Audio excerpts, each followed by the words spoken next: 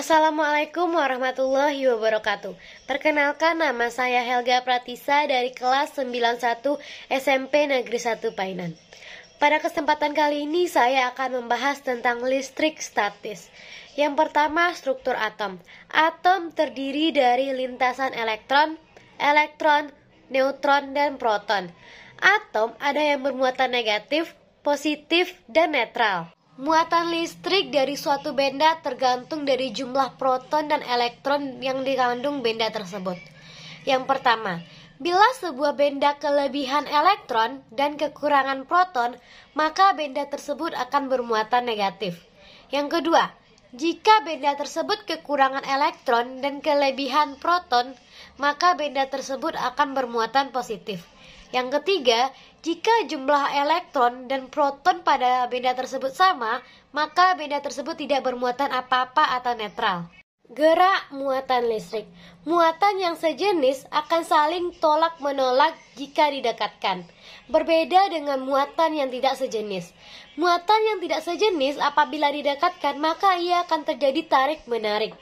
Cara-cara membuat benda menjadi bermuatan listrik. Yang pertama dengan cara konduksi, yaitu dengan cara menempelkan sebuah benda pada benda yang sudah bermuatan.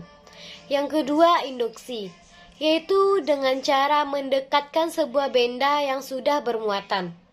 Yang ketiga menggosok. Setiap benda punya kemampuan melepaskan elektron, namun punya kemampuan yang berbeda-beda dalam menerima maupun menangkap elektron. Deret triboelektrik. Semakin ke atas, maka akan semakin sukar memberikan elektron. Dan jika semakin ke bawah, maka akan semakin mudah memberikan elektron. Elektroskop. Elektroskop yaitu alat yang digunakan untuk mengetahui apakah benda tersebut bermuatan listrik atau tidak.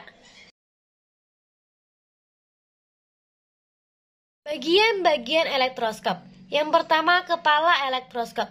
Terbuat dari logam agar dapat menghantarkan muatan-muatan listrik ke ujung daun emas.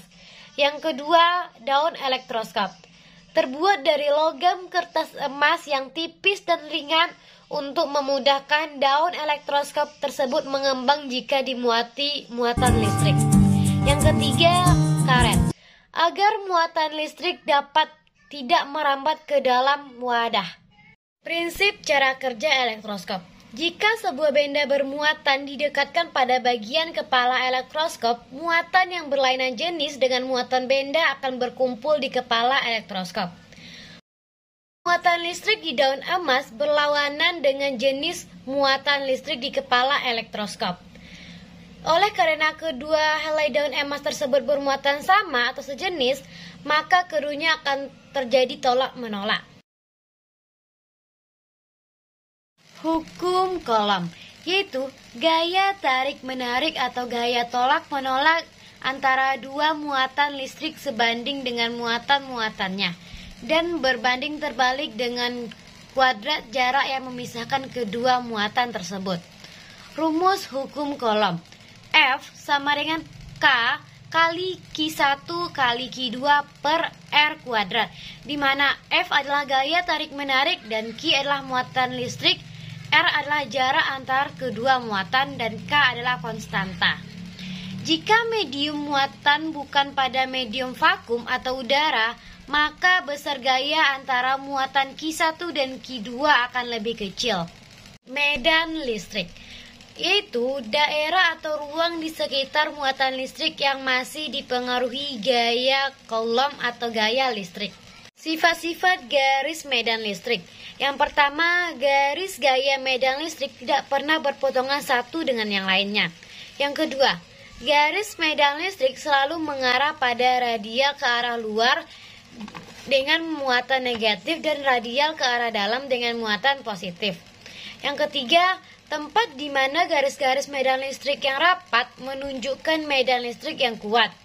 Sebaliknya, tempat di mana garis-garis gaya medan listrik merenggang menunjukkan medan listrik yang lemah. Rumus medan listrik. E sama dengan F per Q, di mana E adalah kuat medan listrik, F gaya Coulomb, dan Q adalah muatan uji.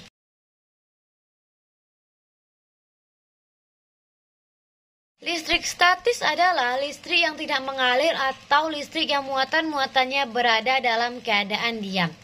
Rumus medan listrik E sama dengan F per Q, di mana E adalah kuat medan listrik, F gaya Coulomb, dan Q adalah muatan uji.